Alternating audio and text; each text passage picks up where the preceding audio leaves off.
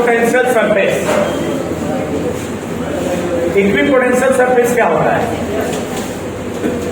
कोई एक ऐसा सरफेस किसी भी शेप का हो जिसके हर एक पॉइंट पर पोटेंशियल क्या हो, सेम हो, यानी कांस्टेंट हो, वैसे सरफेस को हम इक्विपोटेंशियल सरफेस के रूप में जानेंगे। दो surfaces on which the value of electric potential becomes equal, यानी कि पोटेंशियल निकालना है, यानी सराउंडिंग में उस सरफेस के सराउंडिंग में कोई ना कोई चार्ज प्रेजेंट होगा और उस चार्ज से वो जो सरफेस की दूरी है वो क्या हो जाए, फिक्स हो जाए। क्यों? क्योंकि पोटेंशियल किसी पॉइंट चार्ज के लिए निकालते हैं तो फॉर्मूला होता है AQ बाई कितना, R। अगर पॉइंट चार्ज की बात करोगे तो इक्विपोटेंशियल सरफेस प्राप्त करने के लिए रेडियस मतलब R दूरी जो है वो सेम होनी चाहिए। अगर मान लो किसी पॉइंट पर प्लस Q चार्ज है, अब इसके लिए इक्विपोटेंशियल सरफेस बनाना है तो Q तो फिक्स है, K भी फिक्स है, तो R को भी क्या होना पड़ेगा, वो फिक्स होना पड़ेगा, यानी कांस्टेंट होना पड़ेगा। तो R फिक्स किस शेप का होता है, स्फीयर का, क्योंकि ऑलरेडी सर्कल का भी होता है, लेकिन चार्ज जो है वो इलेक्ट्रिक फील्ड जो बनाएगा वो एक स्पेस में बनाएगा ना, किसी प्लेन में तो नहीं आएगा, सिर्फ प्लेन के साथ साथ स्पेस में भी आएगा। तो आप एक इमेजिनरी जो सरफेस इमेजिन करोगे जिसका रेडियस क्या होगा, हर एक पॉइंट पर हर एक रेडियस उसका क्या होगा, स्फीयर का सेम होगा, तो ये एक अलग से पोटेंशियल सरफेस हो गया। यहाँ पर अगर आप पोटेंशियल निकालो इसके वजह से यहाँ निकालो, हर एक पॉइंट पर निकालो, उसकी वैल्यू क्या आएगी, सेम आएगी।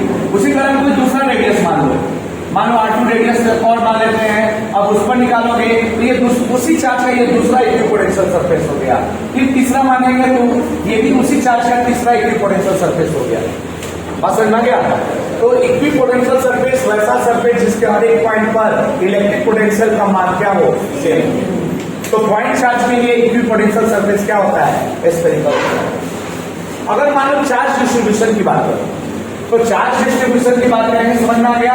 तो पॉइंट चार्ज के लिए क्या होगा, इक्विपोटेंशियल सरफेस, इक्विपोटेंशियल सरफेस वैसा सरफेस क्या, दो surface on which potential becomes equal.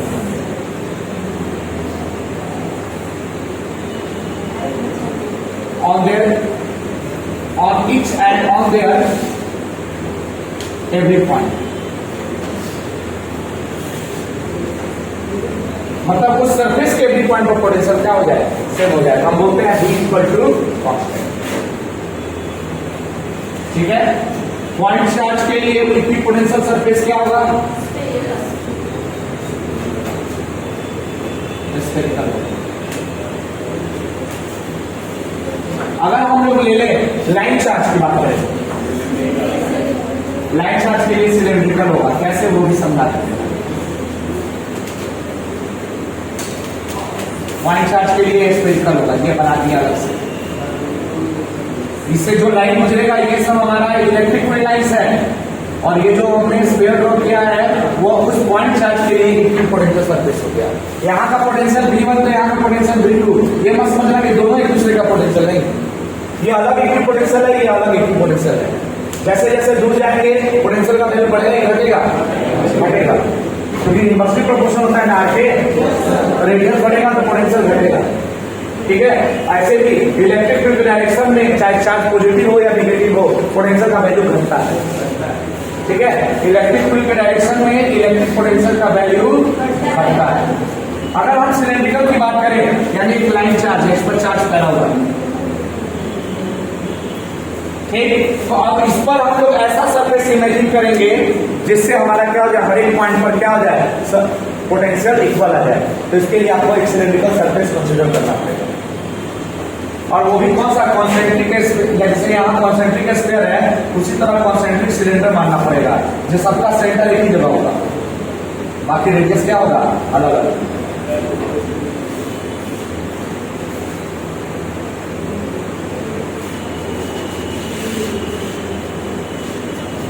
ठीक है, तो ये हो गया आपका कौन सा, line charge distribution, line charge के लिए आ गया।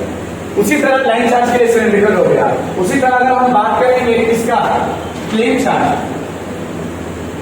प्लेन थीन स्लिप हो जाए या प्लेन चार्ज हो जाए, प्लेट के रूप में प्लेन चार्ज डिस्ट्रीब्यूशन। अब ये शीट हो या प्लेट हो, शीट पर हो या क्या हो, प्लेट पर हो। शीट पर होगा तो आइदर साइड, प्लेट पर होगा तो वन साइड दिखा दीजिए, ठीक है। तो जैसे मान लो यहां पर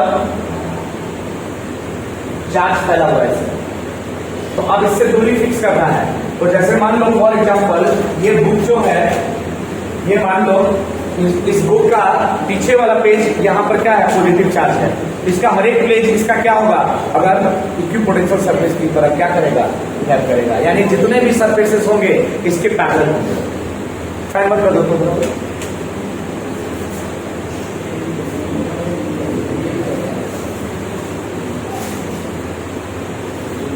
और इलेक्ट्रिक फील्ड लाइंस इस तरह की। तो ये हमारा कुछ आकृति हो गया, किसके लिए, इक्विपोटेंशियल सरफेस के लिए।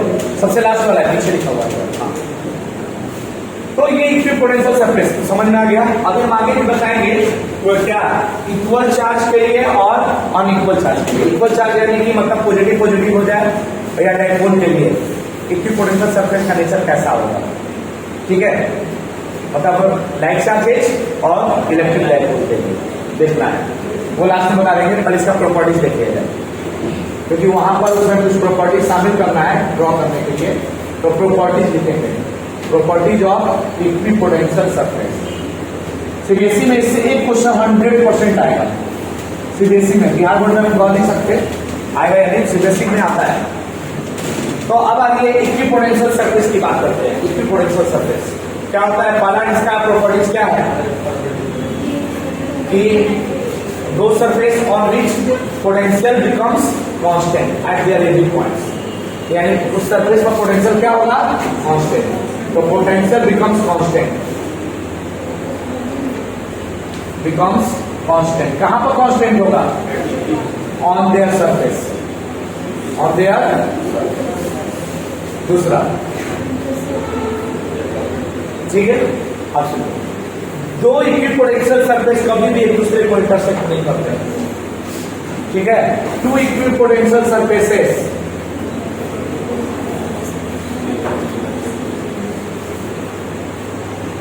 Never be intersect to each other,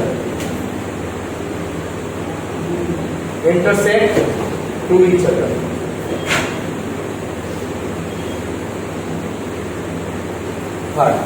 समझने के लिए अब हो गया, टू इक्विपोटेंशियल सरफेस कभी भी एक दूसरे को इंटरसेक्ट नहीं करेगा। क्यों,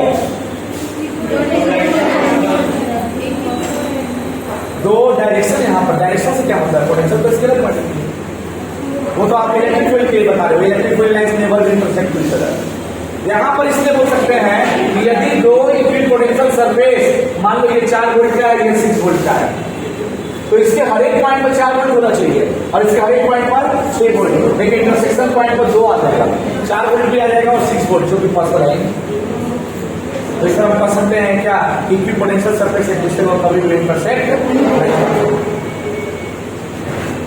ठीक है। ये हो गया थर्ड नंबर। थर्ड नंबर है क्या कि जिस रीजन में इलेक्ट्रिक फील्ड ज्यादा होता है, ध्यान रखिएगा, यानी इलेक्ट्रिक फील्ड का स्ट्रेंथ ज्यादा होगा, उस रीजन में इक्विपोटेंशियल सरफेसेस क्या होंगे, उस इक्विपोटेंशियल सरफेस काफी क्लोज होंगे। जहां स्ट्रेंथ ज्यादा होगा वहां इक्विपोटेंशियल सरफेस क्या होगा, क्लोज होगा, ठीक है। इक्विपोटेंशियल सरफेस वहां पर क्या होगा, क्लोज होगा। और जहां पर इलेक्ट्रिक फील्ड का स्ट्रेंथ कम होगा वहां इक्विपोटेंशियल सरफेस एक दूसरे से क्या होंगे, दूर दूर, काफी दूर दूर होंगे, ठीक है। कारण क्या है, देखिए कारण है कि जैसे इक्विपोटेंशियल, जैसे इलेक्ट्रिक फील्ड बढ़ जाता है, तो इलेक्ट्रिक फील्ड अगर पॉइंट चार्ज की बात करोगे तो इलेक्ट्रिक फील्ड किस पर डिपेंड करता है, चार्ज पर। चार्ज का वैल्यू अगर ज्यादा रहेगा तो इलेक्ट्रिक फील्ड ज्यादा होगा, पर डिस्टेंस फिक्स है। अगर किसी चार्ज से कोई दूरी, मान लो पॉइंट चार्ज है, उससे आर दूरी पर कोई पॉइंट की है, वो दूरी फिक्स है। अगर यहाँ पर पोटेंशियल ज्यादा आ रहा है, दूरी उतना ही ले रहे हैं, इसका मतलब क्यों कम ज्यादा होगा, सेम मीडियम की बात करेंगे तब। तो उसी तरह क्या होगा कि अगर चार्ज ज्यादा होगा, सेम दूरी लेंगे तो पोटेंशियल भी क्या होगा, उस तरह ज्यादा होगा। और जहां पोटेंशियल, जैसे आप लोग पढ़े थे कि जहां इलेक्ट्रिक फील्ड स्ट्रेंथ ज्यादा होता है वहां, ठीक है, इलेक्ट्रिक फील्ड लाइंस गार्डन होते हैं। तो और उसी तरह जहां पर इलेक्ट्रिक पोटेंशियल ज्यादा होगा वहां पर क्या होगा, इलेक्ट्रिक पोटेंशियल इक्विपोटेंशियल सरफेस होगा वो गायब। समझ में आ गया? यानी कि अगर क्या लोगे, the space where the electric potential becomes greater,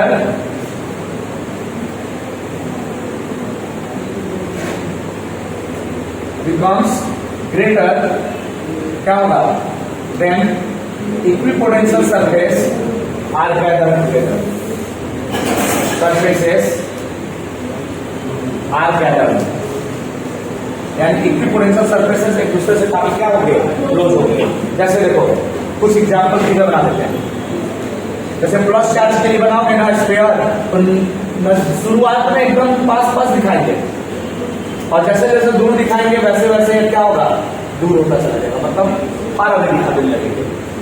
ये इक्विपोटेंशियल सर्फेस हो गया। नजदीक में एकदम पास पास होगा, काफी क्लोज होगा। ठीक है, तो ये पॉइंट चार्ज के लिए होगा, चाहे प्लस हो चाहे माइनस हो। अगर मान लो किसी प्लेट की बात करेंगे, मान लो हम इसको पॉजिटिव चार्ज दे दें प्लेट पर, तो हमारा प्लेट जो है, जैसे मान लो हमारा प्लेट कुछ ऐसा दिखेगा। जैसे मान लो हम लोग सामने से देखेंगे तब ना ये प्लेट दिख रहा है, और इस तरह देखेंगे तो हमको क्या दिखेगा, ये सिर्फ लाइन दिखेगा। तो उसी तरह हम इसको मान लिया, इस पर चार्ज है, तो जितने भी इक्विपोटेंशियल सरफेस होंगे वो भी क्या होंगे, लाइन के रूप में दिखेंगे। तो यहाँ पर क्लोज दिखाएंगे, जैसे जैसे दूर देंगे थोड़ा सा दूर करते चले जाएंगे, थोड़ा और दूर करते चले जाएंगे, और दूर करते चले जाएंगे। इसका मतलब है कि यहाँ स्पेस ज्यादा है, पोटेंशियल ज्यादा है, तो पास नजदीक है, और जैसे जैसे दूर जा रहा है वैसे पोटेंशियल क्या होता जा रहा है, बढ़ता जा रहा है। तो इलेक्ट्रिक फील्ड डायरेक्शन में पोटेंशियल बढ़ता है। ठीक, चौथा पॉइंट है इसका कि इक्विपोटेंशियल सर्फेसेस जो होते हैं ना, इक्विपोटेंशियल सरफेस पर इलेक्ट्रिक फील्ड लाइंस हमेशा परपेंडिकुलर होता है। ठीक है, electric field lines are always perpendicular to the surface of क्या, हम यही लिखते रहे हैं क्या, electric field lines are always perpendicular, किसके परपेंडिकुलर होगा, to the surface of equipotential.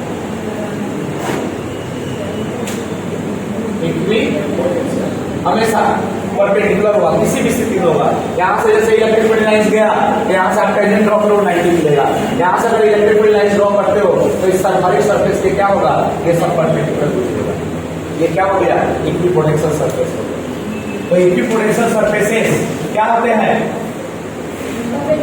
Equipotential surface के हर एक पॉइंट पर इलेक्ट्रिक फील्ड लाइंस क्या होता है, परपेंडिकुलर हो, चाहे इक्विपोटेंशियल सरफेस किसी भी शेप का। बात समझ आ गया? ठीक है, अब आइए और क्या प्रॉपर्टीज बचा। हाँ, अब क्या होता है इक्विपोटेंशियल सरफेस के, जैसे मान लो कोई भी सरफेस मान लिए, ये मान लो हमारा इक्विपोटेंशियल सरफेस है, पॉजिटिव चार्ज। ठीक, ये हमारा इक्विपोटेंशियल सरफेस है। अब इसके एक पॉइंट से दूसरे पॉइंट तक आप शिफ्ट करोगे, चार्ज पार्टिकल को ले जाओ, तो ले जाने में वॉल्यूम क्या होगा, 0 होगा। No work is to be done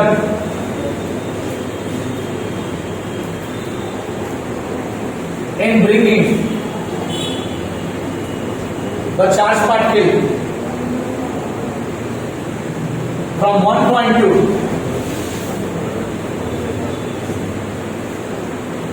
other point on the surface of equipotential surface. Equipotential surface, equipotential surface के एक पॉइंट से दूसरे पॉइंट पर ले जाओ, वर्क 0 कैसे होता है उसमें पढ़े हो। पोटेंशियल डिफरेंस अगर हम लोग पढ़ेंगे VB माइनस VA, तो क्या होगा, वर्क अपन क्या जो भी चार्ज लेकर आ रहे हैं, मान लो Q नॉट लेके जा रहे हैं, Q नॉट कर देंगे। तो अब बताओ यहाँ पर VA और VB बराबर है कि नहीं, क्योंकि इसके हर एक पॉइंट पर पोटेंशियल बराबर है, VA और VB का मान क्या होगा, इक्वल। तो ये वैल्यू 0 हो गया, और ये वैल्यू 0 हो गया, तो WAB बाई Q नॉट क्या हो गया, 0। तो WAB बराबर क्या लिख सकते हैं, 0। तो हम कह सकते हैं कि इक्विपोटेंशियल सरफेस के एक पॉइंट से दूसरे पॉइंट पर चार्ज को ब्रिंग करने पर कोई वर्क बात समझा गया। तो ये हमारा इक्विपोटेंशियल। अब हम लोग नोट करना है तो नोट कर लो या इमेज ले लो।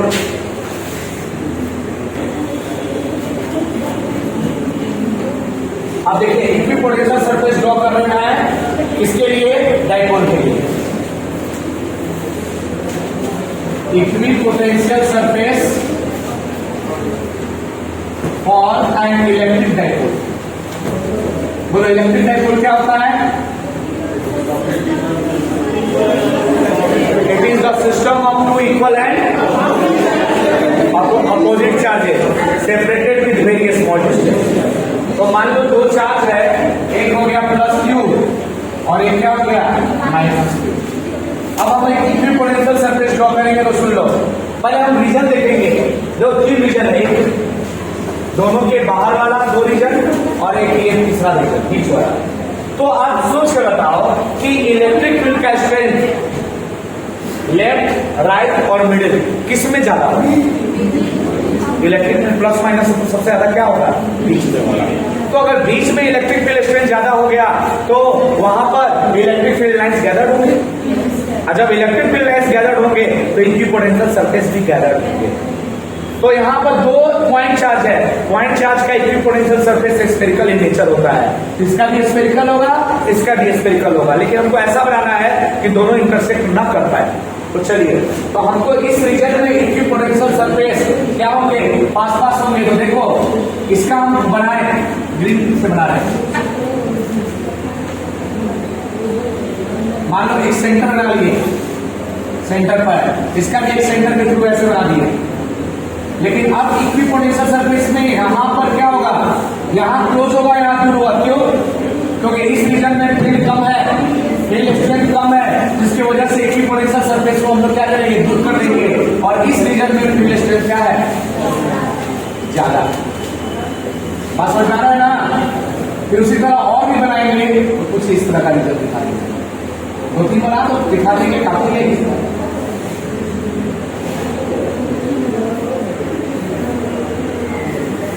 तो ये हमारा इक्विपोटेंशियल सरफेस हो गया।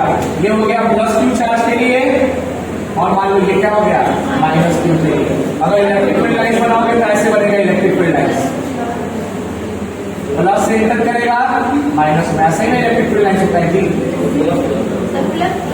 ये माइनस कर देते हैं।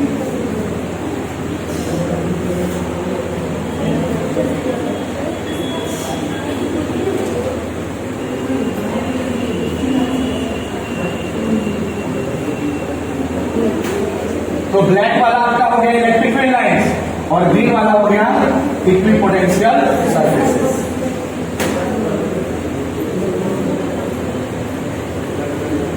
ठीक है, अब हम आ गए हैं किसके लिए? Equipotential surfaces for two like charges.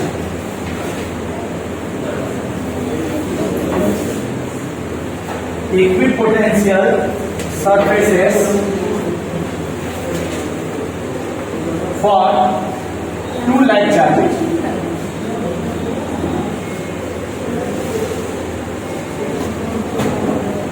अब देखो, अब टू लाइक चार्जेस में या दो पॉजिटिव ले लो या दो नेगेटिव ले लो। ठीक है, तो हम यहां पर पॉजिटिव ही मान लेते हैं। अब बताओ किस रीजन में इलेक्ट्रिक फील्ड ज्यादा होगा? बाहर वाले रीजन में इलेक्ट्रिक फील्ड ज्यादा होगा, अंदर वाले में क्या होगा? और जिस रीजन में इलेक्ट्रिक फील्ड ज्यादा होगा वहां इक्विपोटेंशियल सरफेस पास पास होंगे, गैदर्ड होंगे। ठीक है, तो भीड़ जमा होना इसमें ज्यादा लगेगा। तो यहाँ पर हम क्या करेंगे? इसको इस तरह बनाएंगे। ठीक, एक तो सेंटर में मान लो सपोज है बना दिया ऐसे,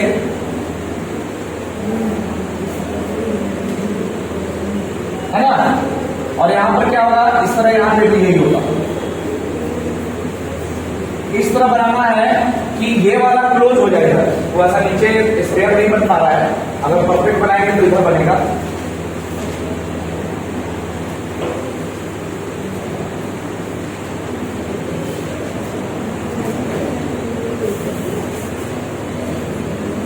देखिए उसी फिगर को फिर से इधर बना रहे हैं, प्लस प्लस ठीक, इसका जो स्फेरिकल रीजन आएगा मान लो ये ऐसे, सॉरी इधर ज्यादा आएगा जी,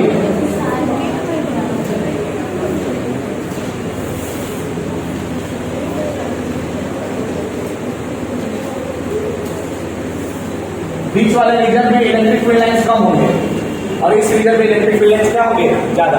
अगर इसका इलेक्ट्रिक फील्ड लाइन बनाओगे तो ऐसे आएगा, रिपल्सन होगा ना दोनों के बीच में।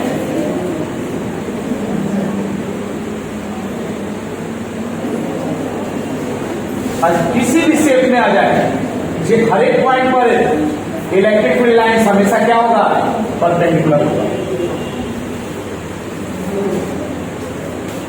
हर एक पॉइंट पर इलेक्ट्रिक फील्ड लाइंस कहीं भी ले लो, कोई भी कहीं पे भी लोगे तो हर एक पॉइंट पर क्या होगा, परपेंडिकुलर होगा। ये कहा है अब आप लोग पढ़ेंगे relation between E and delta B.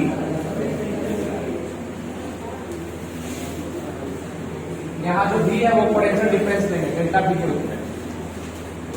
चलिए, लार्ज चेंज होगा तो डेल्टा बी और स्मॉल चेंज होगा तो बी, डिफरेंशिएशन के फॉर्म है ना, ठीक है। पार्शियल डिफरेंशिएशन का कॉन्सेप्ट इसी में आता है, पार्शियल डिफरेंशिएशन का याद है कि भूल गए?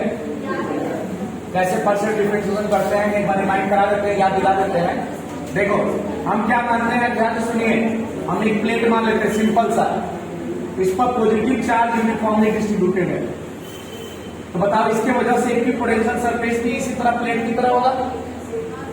और ये भी मान लो, अब इससे ये मान लो यहां से ये x दूरी पर है, ठीक है, तो ये थोड़ा सा ऊपर, एकदम थोड़ा सा डिस्टेंस ऊपर ले लेते हैं, इसके रिस्पेक्ट में ये dx, ठीक। मान लो इसके वजह से यहाँ पर जो पोटेंशियल आएगा v आएगा, तो बताओ ऊपर वाले का पोटेंशियल v आएगा, तो नीचे वाले का क्या आएगा, इनके बीच का पोटेंशियल डिफरेंस मान लेते हैं dv। ये मान लो ऊपर वाला है v1 और नीचे वाला क्या है v2। v1 का जो वैल्यू है वो आपको है v के बराबर, तो बताइए इसका पोटेंशियल क्या होगा, नीचे वाले का v में dv ऐड होगा या सब्ट्रैक्ट, v प्लस dv लिखे या v माइनस dv लिखे, प्लस लिखेंगे, क्यों? क्योंकि इलेक्ट्रिक फील्ड लाइंस के डायरेक्शन में पोटेंशियल घटता है, तो पहले ये सरफेस मिला, बाद में ये सरफेस मिला, तो यहाँ पोटेंशियल ज्यादा होगा, यहाँ पोटेंशियल क्या होगा, बात समझ में गया? तो यदि इसके बीच का पोटेंशियल डिफरेंस dv है, इसका मतलब ये क्या है, उसके रिस्पेक्ट में ये dv पोटेंशियल क्या होगा, ज्यादा होगा। यहाँ इलेक्ट्रिक फील्ड लाइंस ऐसे जाएगा, ठीक। अब हम लोग क्या लेते हैं, सुन लो, हम चार्ज पार्टिकल को इंफिनिटी से लेकर आ रहे हैं, कहां से लेकर आ रहे हैं, इंफिनिटी से। मान लो वो चार्ज पार्टिकल क्या है, Q0 आता है ना, ठीक।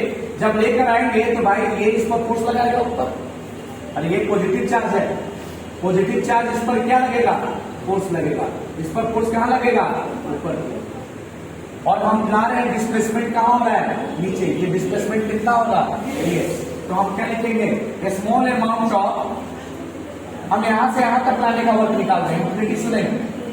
मान लो इंफिनिटी से हम पहले चार्ज लाकर रख दिए हैं, अब उस चार्ज को पोजीशन A से पोजीशन B पर ला रहे हैं, small amount of work done in bringing the charge Q0 from surface A to, from equipotential surface A to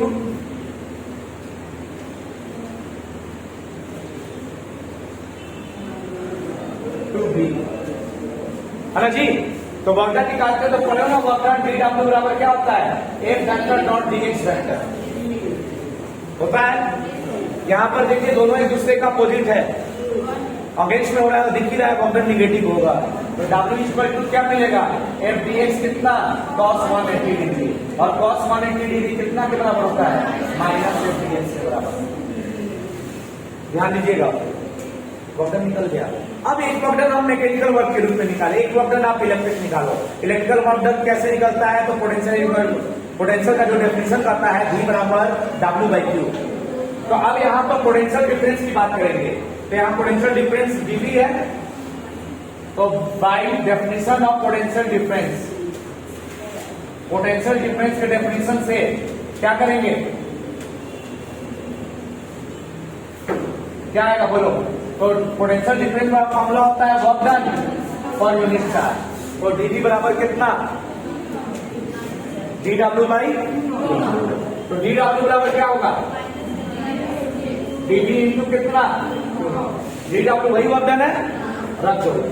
F into कितना? dx। और यहां हो गया dV इंटू कितना? अब सुनो, यहां पर इलेक्ट्रिक फील्ड मान लो E था, सपोज दैट। तो किसी चार्ज पार्टिकल को जब इलेक्ट्रिक फील्ड में लाते हो तो उस पर क्या लगता है? फोर्स।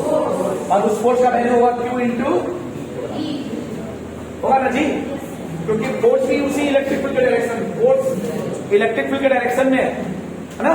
तो यहां पर साइन का कोई चेंज नहीं, तो वहां एक बराबर direct Q into E dx और dV इंटू क्या रखेंगे?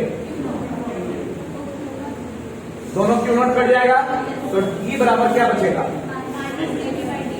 dV बाई dx को हम पोटेंशियल ग्रेडियंट भी कहेंगे।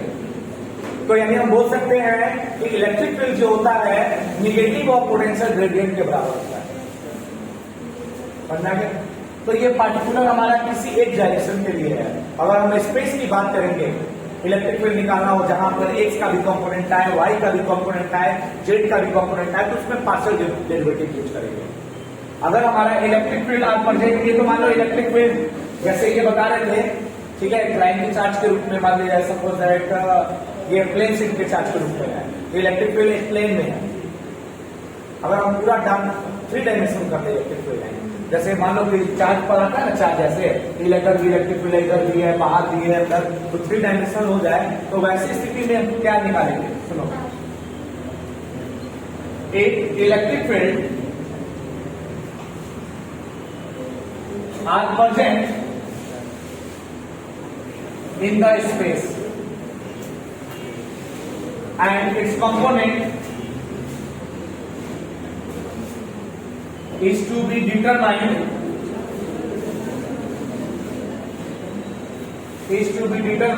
as Ex, Ey and Ez in x, y and z direction।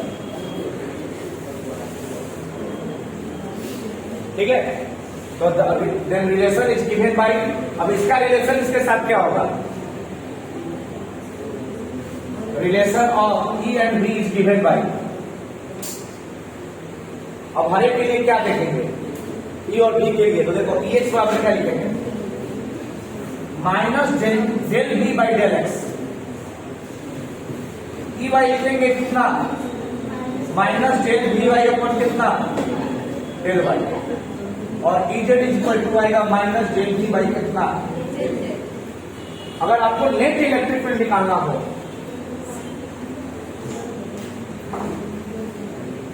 अगर आपको E नेट निकालना हो तो वेक्टर फॉर्म में लेंगे क्या? Ex I cap, Ey J cap, Ez यानी हो गया माइनस डेल V बाई कितना? डेल एक्स कितना? I cap, del V by del Y J cap, और डेल V बाई कितना? Del Z minus. ये हो गया आपका E वेक्टर नेट। अगर आपको मॉड चाहिए इसका तो हम क्या करेंगे? रूट अंडर माइनस का स्क्वायर तो प्लस ही हो जाएगा, आई के कोएफिशिएंट का square plus del V by del Y का होल स्क्वायर और प्लस डेल V बाई कितना? डेल Z का होल स्क्वायर। निगेटिव है पॉजिटिव करती है, तो आपका इलेक्ट्रिक फील्ड निकालने का लिए किसी पॉइंट पर ठीक, तो इसमें पार्शियल डेरिवेटिव यूज होगा। पार्शियल अगर सिर्फ एक एक्सिस का पूछे तो डायरेक्ट डेरिवेटिव यूज करेंगे। सिर्फ y का फॉर्म में दिया हो, इसमें देखो इक्वेशन में दिया हुआ है कि ये जो वोल्टेज है, पोटेंशियल है, वो ऑलरेडी x और y कोऑर्डिनेट के रूप में है।